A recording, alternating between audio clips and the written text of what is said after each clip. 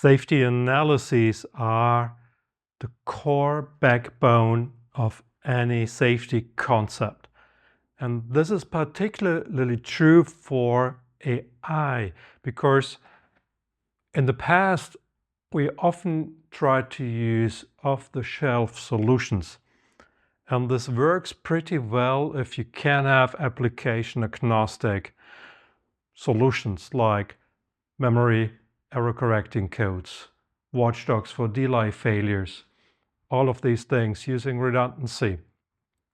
But now for AI, there is not this application agnostic solution, but we have to understand what is the concrete requirement of the AI, what's the concrete safety requirement, what's the safety load, and then for the specific functionality, for the specific characteristics, we need a specific solution. But this stems from sound safety analyses. And that's why we are going to talk about further analyses after we talked about the care analysis last time. This will be a series of 3 different analyses. We start with the propagation path coverage, which is actually not an analysis technique on its own, but it's somehow, let's say, either a very simple shortcut if you have very simple perception chains and you want to get a first impression, or if you already have something like a fault tree and want to do some bottom-up analyses, which are in some cases, particularly for machine learning-based perception chains, a little bit more intuitive than working with the fault tree directly. But even though fault trees support probabilistic analyses, we cannot do it here because we apply different measures, but we cannot work with something like how likely is the problem to happen and how likely is it then that the countermeasure will mitigate the propagation of the failure. That's why we also have to go to some probabilistic analyses.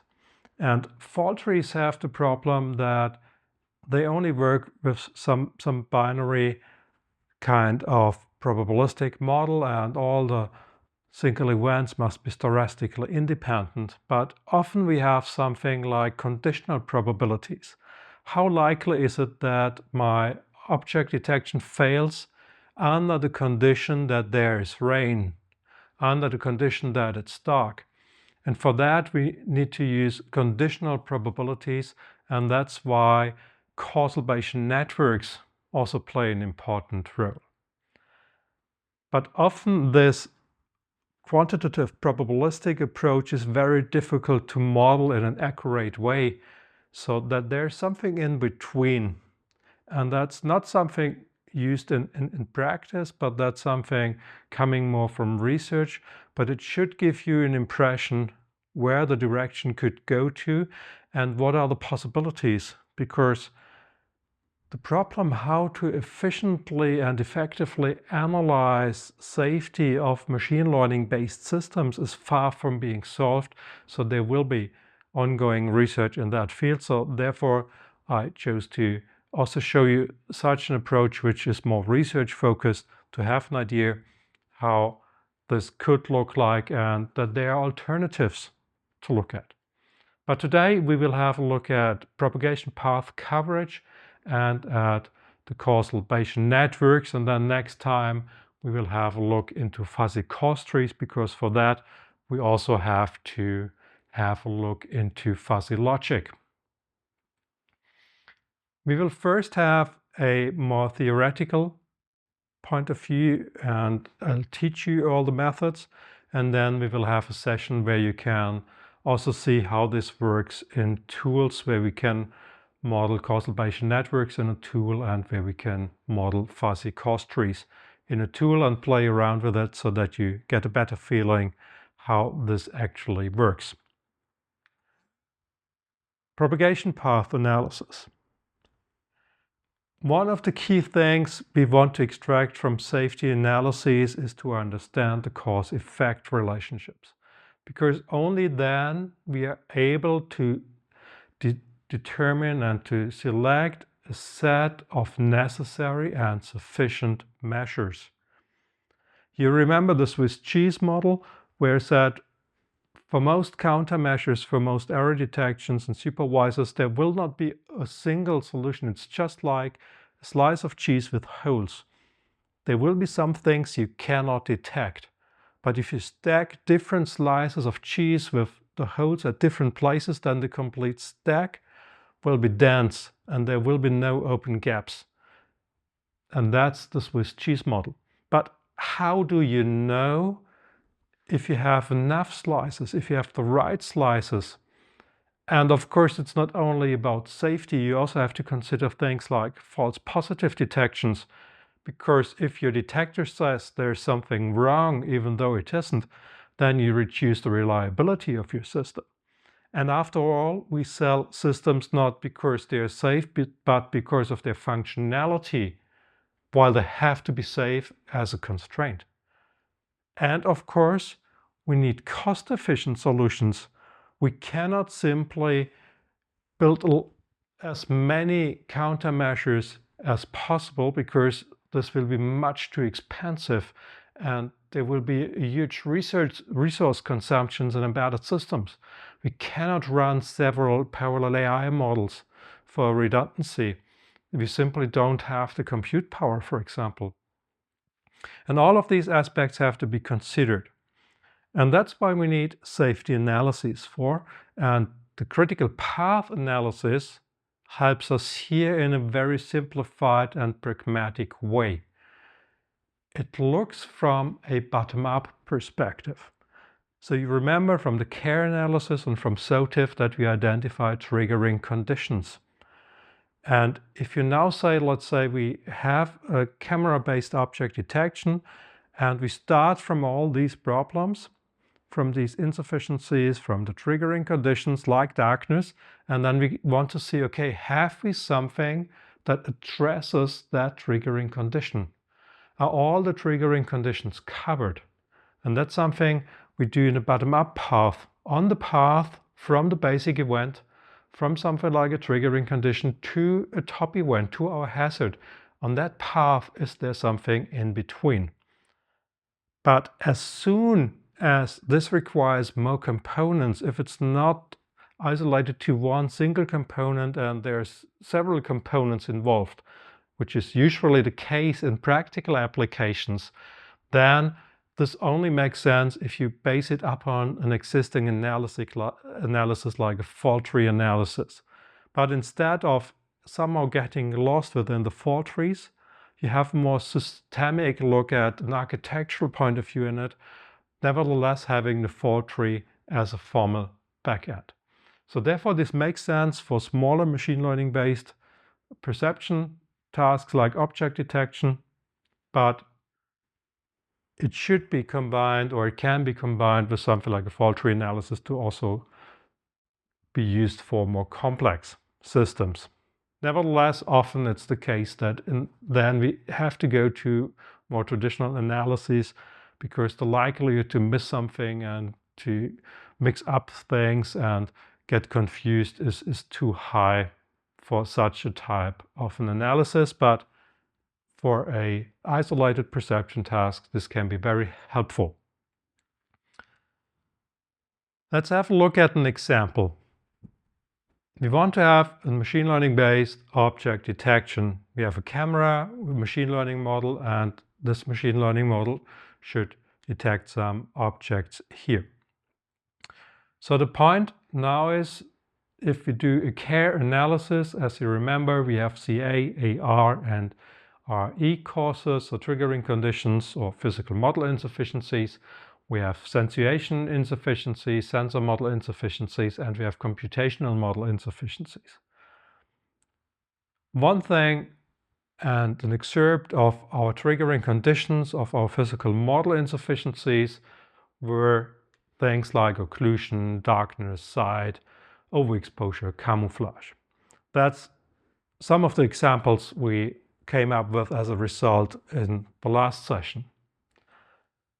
Now, a typical thing that comes up if you talk about something like occlusion is, okay, let's use two cameras. If they have different angles, different perspectives, the likelihood that something is occluded for both cameras is quite low. If we, for example, talk about a shop floor scenario or a warehouse scenario. Not necessarily a car, but also for cars, we typically have different perspectives. But let's stick with a warehouse or a shop floor scenario. Stationary scenario, the cameras are stationarily mounted and we have a look at what's going on our shop floor or in our warehouse. If we do that, then we could of course take our architecture and then play around with it. So we say we apply diverse redundancy as one countermeasure, which would be one slice in our Swiss cheese stack. Then we adapt the architecture saying, okay, we have a camera 1, we have a camera 2, we have 2 machine learning channels processing the different cameras, then we have a kind of a voter, and then we get the output. And we say the likelihood that both cameras will fail to see an object because of occlusion is sufficiently low. For the time being, let's assume we can find good solutions for voters and so on. That's what we talked about last time. That's a non-trivial thing to do, but let's assume we solved all these problems or we can solve it. And we only want to know, is that sufficient? Is that single slice of cheese in our Swiss cheese stack sufficient? This could mean now you apply it to your architecture and then you reanalyze it. Then you will notice some problems. Then you adopt the architecture a further time and you reanalyze it again and you do it again and again and again. And typically you go to an evolutionary thing, but because going back is an additional effort. But in fact, it's really a kind of a design space exploration. It's very difficult to deduce one good architecture for a given problem, but you have to play around with it in an inductive way. So it's a kind of a design space exploration. It's a safety architecture space exploration. And this means you have to be able to try different solutions in an efficient way. And this is where the path coverage analysis comes into play. And we first have a look at a very pragmatic way, which illustrates how you can imagine how that works. Before then, in the second part, we have a closer look at the underlying foundations, the math underlying all that. But first, let's get an idea how that works. And you can imagine it as a matrix. So we start from our triggering conditions. And then let's say we have this coverage matrix and we have horizontal lines, which are actually the propagation paths of our problem. From the occlusion, this horizontal line could lead to a hazard. So at some point at this horizontal line must be something blocking the propagation with a sufficient probability. This means we get vertical lines which have the potential to block the propagation. The vertical lines are our countermeasures. So we have a look at what's the component. Here's our object detection. What's the measure? It's a redundancy. And we have some details. We have here perspective redundancy. Might be even the same camera, the same machine learning model. It's mainly the perspective which brings in diversity. And then at the intersections, we can say if this actually works. So we can say the perspective works pretty well for occlusion. We could even say, if we assume in that case overexposure might come from sunlight coming through windows or lights, artificial lights, then having two different perspectives makes it very unlikely that both cameras are blinded at the same time, unless the complete shop floor is completely overexposed, which is quite unlikely, but of course this is something you should consider that. The same is true if we say camouflage means, for example, a person in a white dress standing in front of a white wall, then it's always a matter of the object in front of its background. But if you have different perspectives, like a 90-degree angle, you will see different backgrounds. So therefore, we could say in a very simplified way, that's really great with the perspective. We can address 3 of these 5 triggering conditions. Of course, it's not sufficient just to check it here, but you would document a rationale, some evidence why this is the case. You might need to do some fault injection testing and provide evidence showing that this really works. You might test it because in the first place, you only have a guess. You claim that it works, but for safety, you have to prove that it works. And once you've proven it, you can check it here and add your evidence that this works.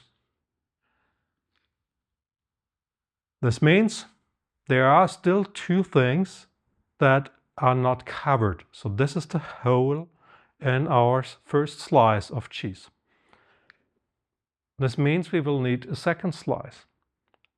Then we could say, okay, if there's darkness or sight being something influenced by particulates in the air, like dust, fog, whatever, then we could say, let's use 2 cameras, but not only with a different perspective, but also with a different light spectrum. So for example, we have an infrared camera, and then we could cover the darkness problem. But still, we would have a problem with the sight because it's also influenced by particulates in the air. This means there's still one thing where there's the holes of the 2 slices overlap. So even in our stack, there's still a hole where the sight problem would pass through without being mitigated. This means if we follow that approach, we would need a 3rd slice. And this 3rd slice could be, okay, let's use a 3rd channel, for example, a radar vision. We have 40 radar whatsoever. We can say this is going to cover our particulates problem. This works up to a certain degree, where we say that's the most likely part in our shop floor. So as said, let's consider that in a simplified way. But the radar vision, of course, could also help us with darkness. It could help us with overexposure. It could help us with camouflage to a certain degree. And perhaps, depending on how it actually works and what we consider, at least in parts, it could help us with the occlusion problem. If we see that, then the question is, okay, if the single slice covers most of these things, then here, why don't we use only that single slice? The point is, however, that if this was the case, of course, you would rather go for the most simple solution. But as you remember, we did that analysis for a camera, not for a radar. So for radar, we would get additional triggering conditions like low vertical profile postures. There's no movement or no sufficient movement. We can get reflections which lead to some kind of camouflage. So there are new triggering conditions which might affect the radar vision. And even if that was not the case, what often is one of the key criteria is cost. So it's not only the point that we want to have one big great solution, but perhaps different slices might be the more cost-efficient solution compared to the big hammer, which is very expensive. And typically, if we go for something like a shop floor, we want to have a safe solution. Perhaps we want to use the already existing CCTV cameras and not having an expensive radar sensor, which then comes with its own problems. And then at some point we have to add another slice anyhow.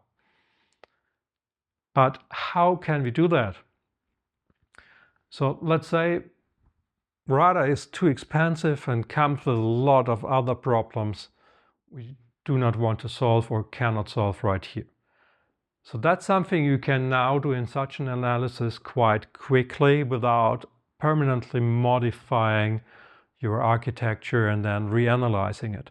But you have it really in a compact view. And such a simple thing can also be formalized so that you can also do a kind of automated or tool-supported design space exploration. But as said, as soon as the problem gets too complex, it might be difficult to handle it like that, but a lot of these things help you to get a first impression. Let's say you want to really have a person detection and you want to identify what are the reasonable slices to get a set of necessary and sufficient measures in a cost-efficient way. But you can also think one step further, and this brings us back to the point I mentioned in the general safety architectures. A key to safety is always simplicity.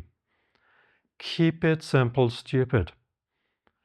And to do that, you have to understand what is the concrete problem you want to solve. And sometimes you get requirements from a functional point of view, which are nice to have, but which means a huge effort for safety assurance. So if you then can get rid of these requirements because they do not have that much of an impact for your business case, but they have a huge impact on your cost for safety assurance, then it might be more efficient to get rid of that requirement to make safety more efficient, because you lose less than it would cost. And one of that examples is that we say, obviously the particulates, the site is very difficult to handle for us, at least not in a cost-efficient way. If we have a customer who doesn't want to invest that much for all these radar things and the assurance of the radar and all the problems that come along with that, then we could say there are site sensors that detect particulates in the air. And often they are already installed for other purposes, and they already are coming with a safety integrity level. So we often have safe sensors. So then we could use something, you remember the pattern of a situation gateway. So this means it's not only about the detection, is to get rid of the triggering conditions, but we can also apply another pattern like the situation gateway. This means as soon as our site sensor says there are too many particulates, the site is too bad, then we switch off the system. We bring it to a safe state. And from our business model point of view, we say whenever there's so much dust, so much fog in our warehouse, in our shop floor that the cameras do not work anymore, then we do have a bigger problem anyhow. So this means we do not lose too much in our business case. So therefore, this is a much more efficient solution. So this means we have our camera, we have our infrared camera, we have these two channels, and we get rid of the site problem with the site sensor and the situation gateway. But if we do that, we could say, if we already have the situation gateway, is it really necessary to have an infrared camera? Or couldn't I simply use the same camera again, perhaps use the existing CCTV cameras and do the same thing by combining a site sensor and a light sensor, which are very cheap and safe, with the same argument saying if it's dark on the shop floor, I have a much more severe problem and it's absolutely no loss in my business case to switch off the system for safety reasons. This is something you can model again in our matrix so that we can say we have now our perspective redundancy. For darkness and sight, we use our situation gateway, and we can have a darkness switch, we have a sight switch, and based on that we can cover these things. And yes, it's simplified, it's not that easy in reality, but it gives you the general idea how that works. And based on that, you can see all the paths are blocked. And all the different measures here do not overlap too much. So this means they are sufficient. We do not have measures that cover things that are already covered. So for all the not only that the horizontal lines have a countermeasure, but they also have one countermeasure here. Often you have to refine these things to more details because they do not cover all the camouflage and all the overexposure cases. But then you can do the same thing just in a refined way, and it's an iterative process anyhow. But also here, dealing and discussing about countermeasures helps you to identify the right level of detail for your triggering conditions for your insufficiencies. Just like in a fault tree where we said the rule of thumb is you have to analyze it until you get the level of detail where you can assign an actionable countermeasure where you concretely know what to do. And if there's no concrete countermeasure to do that, it might be a good indicator that you have to dig deeper into the details. What are the subcourses until you come to the level where you can assign the right and a very concrete countermeasure. And that's something that also helps us here. That's the intuitive part. Let's now go to the formal background.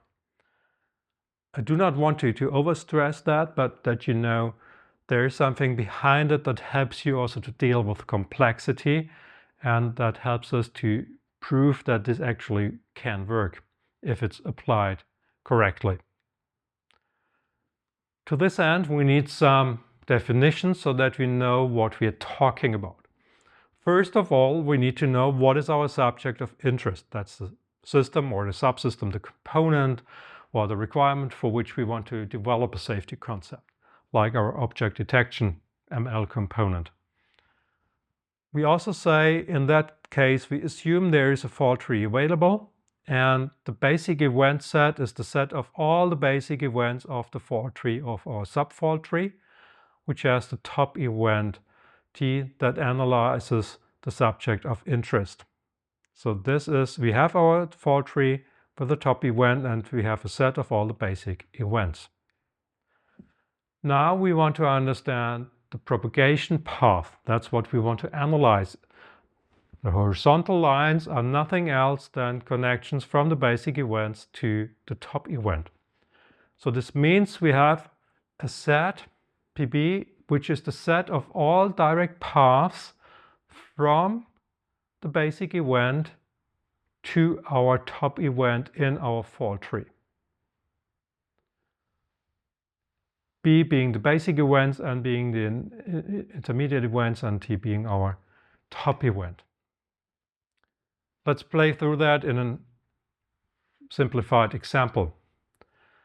But before that, we have to be aware there is something called a repeated event in fault trees. Often fault trees, even though they are called trees, are graphs, because the same basic event can be a cause in different subtrees. Like here, B2 is a cause in that subtree, but it's also a cause in this subtree. And just like Bn-1 is a cause in that subtree, and just a basic event also in that subtree. And that's something called repeated event, which you can model if it's really stochastically the same event. That's just something to add, because we haven't talked about that in detail when we talked about the fault trees, but that's something that's not uncommon to have something like these repeated events making a fault tree a graph. Having said that, we can see that we have different paths. From B1 we have that path, meaning we have B1, we have Ni, and we have T.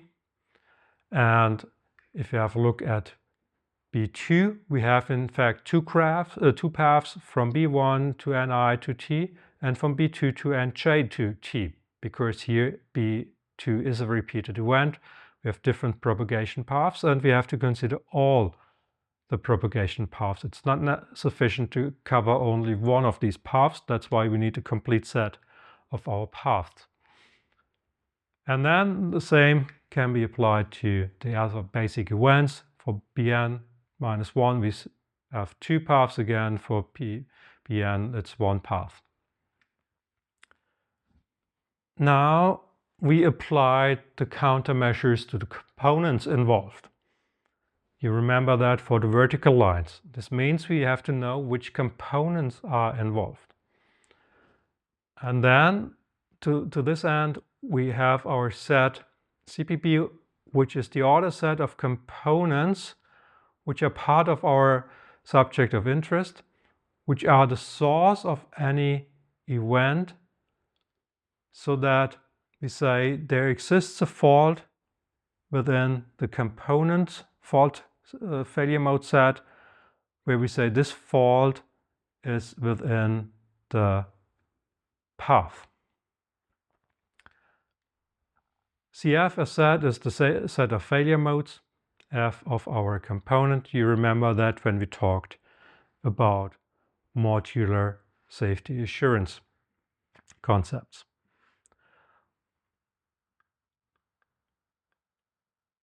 For two components, because we want to have an ordered set, we say the component Ci is before Cj if and only if the distance between the basic event to the failure mode to the failure event of Ci is less than the distance, the minimum distance from the basic event to Fj. And the distance is just the number of edges between the nodes, between two nodes. If we apply that again to an example, this means that for our B1, you can see here's our path. And if we say these are the assigned components where these intermediate events or basic events happen, then we can see it's C1, that's the first one. Then the next one in the path is C3, and then the next one is C6, so it's this ordered set.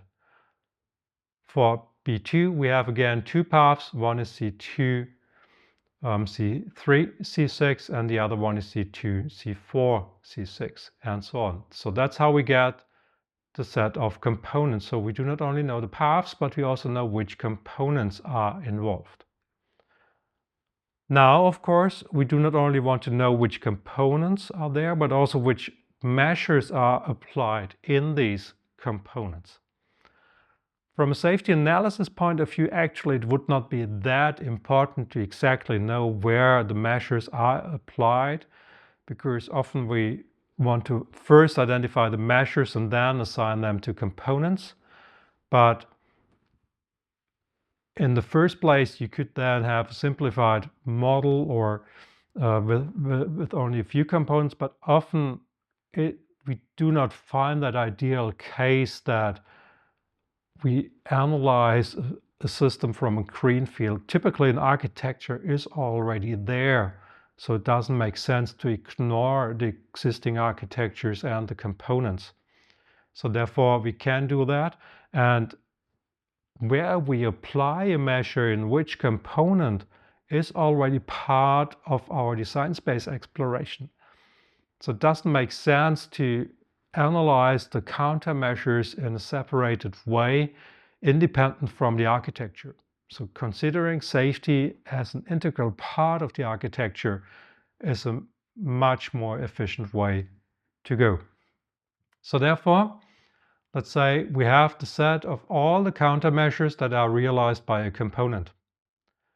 But then, of course, we are mainly interested in those countermeasures that are relevant for a given path. Are they really a vertical line that is relevant for the path that we are considering? So let's say we have here our path, and we want to have the countermeasures for that path. Then we can define it as the set of all the countermeasures where we say there is an edge in our fault tree, in our path, so that the measure inside that component mitigates the propagation along that fault tree edge E. So this is just a shortcut notation, meaning that the measure M mitigates the fault tree edge E so that there's no propagation along that edge. As said, here we do not work with probabilities, but we just assume there is a sufficient probability that this measure will mitigate the propagation along that edge. If we do that, in a fault tree, the measures typically come with an AND.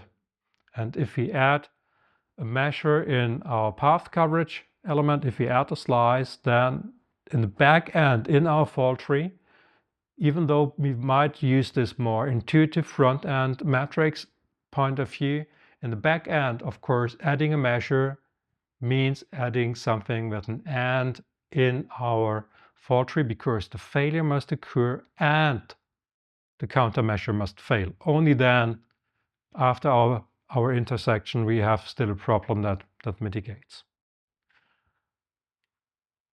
So as you can see, we only have ORs here except for that part where we have an AND.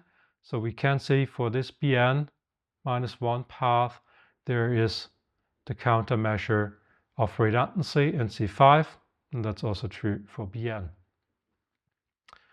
But this is only true for that path of Bn minus 1, because here, that edge here is mitigated by the AND.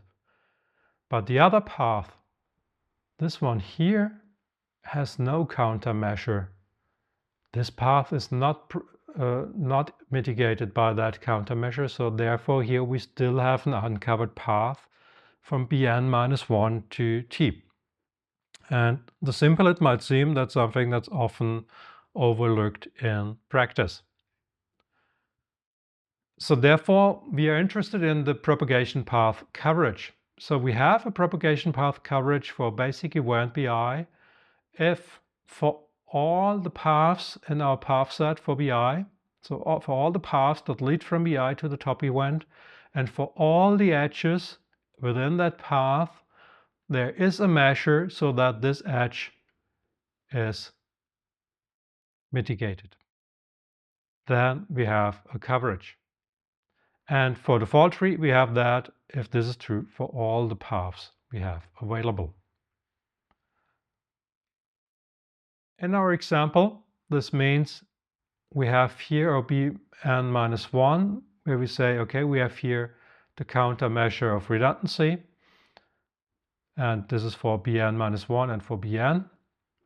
But as we said before, for that path here along Nj, this countermeasure doesn't work, so the path set of Bn minus 1 is not covered. The only path set that's covered is that for Bn. This means our coverage is only given for Bn.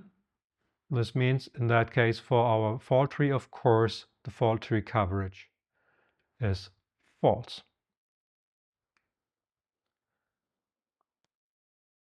As said, this is a pragmatic solution, and there's a pragmatic way, a practical way how to use it, and there's some formal background, even though we made some simplifications today for that, like only looking at the edges. And in fact, you have to build the complete edge path from the basic event to the top event, because not all the edges have to be covered, but only one of the edges. So the path has to be covered.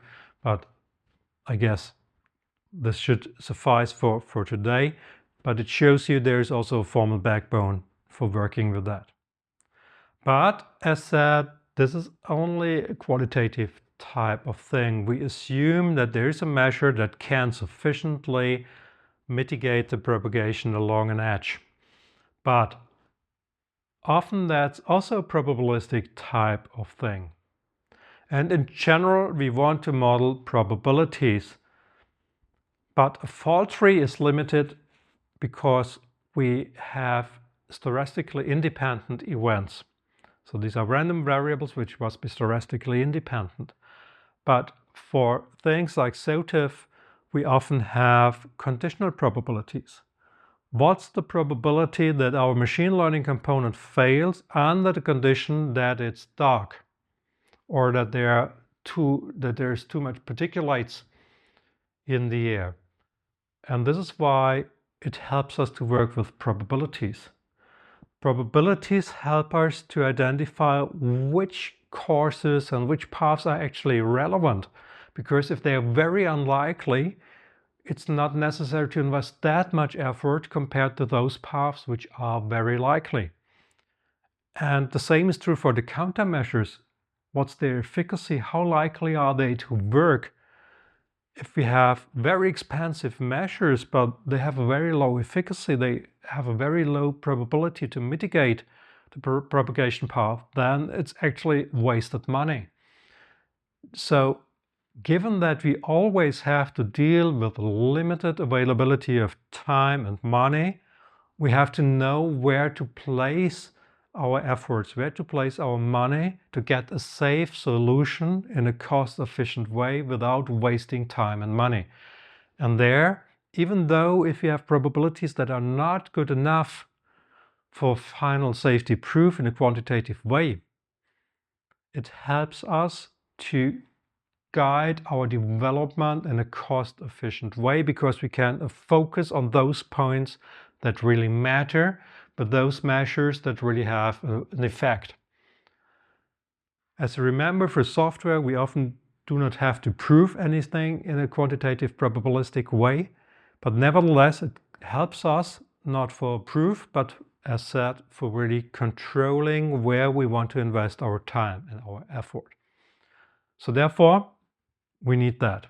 And one of the things we use in SOTIF is Causal Bayesian networks, well-established development approach, and it could easily fill a lot of lectures. And for today, however, we want to limit on the basics so that you understand how that actually works, because then we want to also get forward to the countermeasures, and there are other lectures which other classes that dive much more deeply into all the different types of probabilistic reliability analyses. What are Bayesian networks? So Bayesian networks are probabilistic graphical models that represent random variables and their dependencies. Model mean they are directed acyclic graphs, so there mustn't be cycles in the graph. And the nodes of our graph are the random variables, and the edges represent relationships between these variables, typically conditional relationships. Per node, we can define a conditional probability distribution, which is often defined as a conditional probability table. If we have that, then let's say we have n random variables from illumination to particulates to detection quality and all of these things. And then we have the common probability distribution in a simplified way that we want to know that for one setting of all these variables, we can multiply the probabilities of our variable under the condition all of its parents are true. So if they're connected by an edge and it's a directed graph, so we know what are the parents, so we know darkness and detection quality, and darkness leads to detection quality, so this means we can measure or calculate the probability of the detection going wrong under the condition that it was dark. That's what we can do, and we can combine with darkness, with particulates, and all these different things where we can calculate this, as that being a simplified symbolic notation. What we are mainly interested in is marginal probabilities, so that we know what is the probability for x1 having the value lowercase x1. So we have to marginalize it over all the possible realizations. So we have the state space of a random variable, and if it can be, sometimes it can be true or false, then we of course have the permutation over true and false, but it can be the rain, can be no rain, light rain, medium rain, heavy rain, and for all of these we have probabilities. So we have the state space is no, low, medium, high, so we have to permutate over all these elements in our state space. And this means we have to calculate the probabilities for these the variable we're interested in for all the other variables. So let's say this, our detection quality is good. Then we have to say, okay, for the case that darkness is low or bad or good, and for particulates being clear or unclear, and then we have to combine all the different permutations and sum them up. Sounds a bit abstract, so therefore let's have a look at an example where this gets quite clear, and you see it's not really difficult. Let's consider the following example.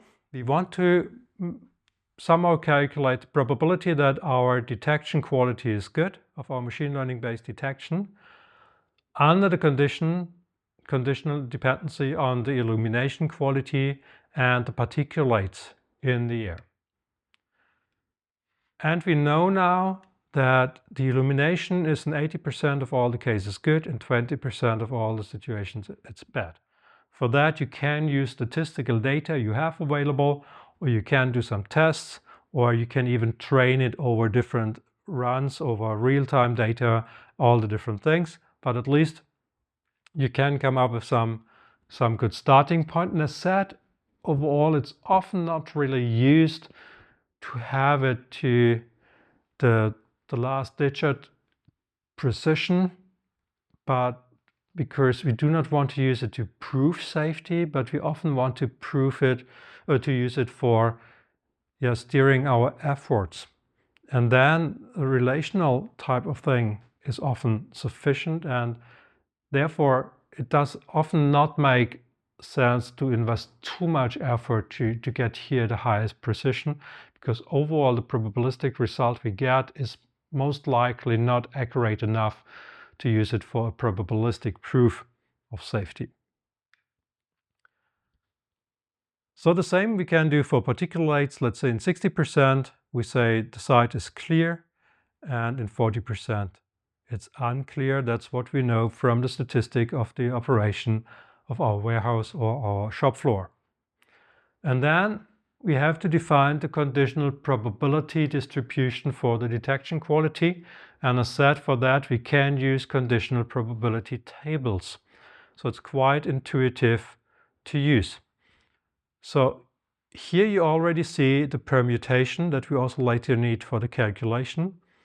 That illumination, our space is good and bad, and for particulates it's clear and unclear. So we can say the probability that the detection quality is good under the condition that the illumination is good and the particulates are clear is 95%. And then, of course, 5% that it's bad. Under the condition that the illumination is bad and the particulates lead to an unclear site, then the probability that the detection quality is good is only 5%, and that it's bad, it's 95%. So we can combine all of these things. And this also shows that if you have too many input variables, too many parents, direct parents, and with a too large a state space, then these tables explode. So therefore, if you model such a causal Bayesian network, it's always important that you make sure that you split it up to different nodes and that you bring some causal relationship into it. Just like we said in the fault tree, it's not the goal to come in as little steps as possible from the top event to the basic events, but to really cover the causal chain step by step. And the same is true for a causal Bayesian network. We should try to really map the causality into your model and to reduce the number of parent nodes to a minimum, and to make sure, does it really make sense to have all these big state spaces for your random variables, because then the model easily explodes. Of course, if you have statistical data, you can also train these models, but after all, we have to understand them and we have to check them as a human. So therefore, the structure of your Bayesian network is very important to be able to still interpret it. Because I cannot repeat it often enough, it's actually not about the model as such, which really matters, but that defining that model helps you to dive into the system and to really understand how it works under the hood, so that you have a very good feeling if it's safe or not. So therefore, the path that guides you to that model and that builds up the knowledge for you to understand the model, that's actually why we do these analyses for, not the final end product, the artifact. Good. How do we calculate that? We have our sums. So for the two things, false and true. And we have here our probability for the detection quality. So we have to do that over our illumination, and we have here our particulates. Then for the probability that the detection quality is good, this means we have to consider the probability of the detection quality is good under the condition that the illumination is good and the particulates are clear,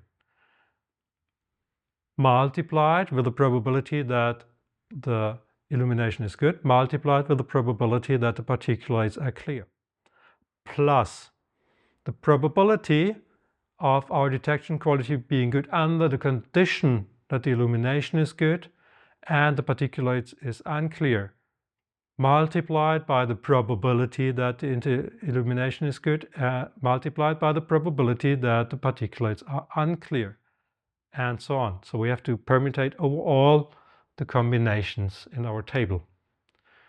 If we do that, so the probability, the conditional probability for that case that the detection quality is good under the condition that the illumination is good and the particulates are clear are 95%, times the probability that the illumination is good, which is 80%, times the probability that our particulates are clear, which is 60%. So that's the first result. We can do the same for the next line. The only thing that changes is that the particulates are unclear and the conditional probability of having a good detection quality under the condition that the illumination is good and the particulates are unclear is now 40%. So we have 40% times 80% times 40%.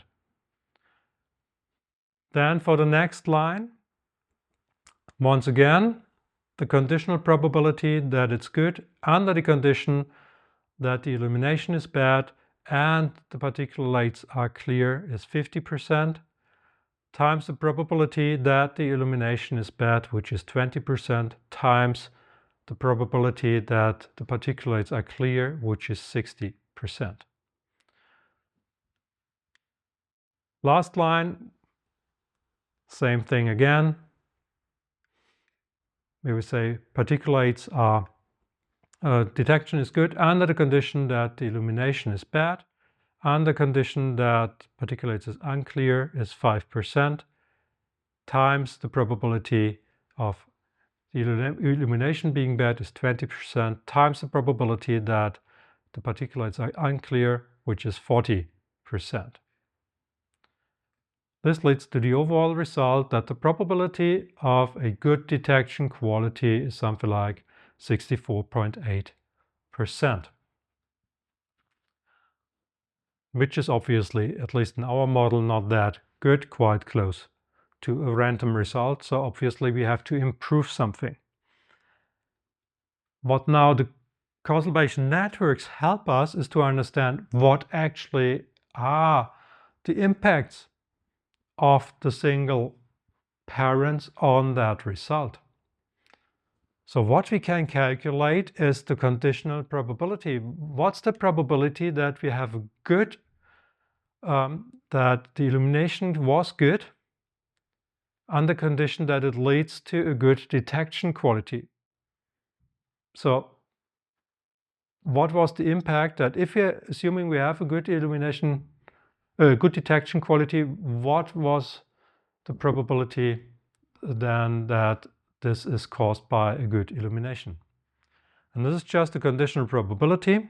We would just take that case here over the overall probability. So denominator is what we already calculated before, and here we only have the two cases where the illumination quality is good. And if you do that, then we can come up to that, and then we can say the likelihood that under the condition that we get a good detection quality, then the probability that our illumination was good is 90%. So this means, based on this calculation, we can derive which path to follow to address the main causes that help us to improve our overall result. As said, we can use that in tools, but that's something we did discuss about once we also went through the fuzzy cause trees. Then we will have in one of the next sessions a look into the tools, how this actually can work in practice. But that's then something for the next time. But first of all, then next time I will introduce you to fuzzy cause trees. Thank you.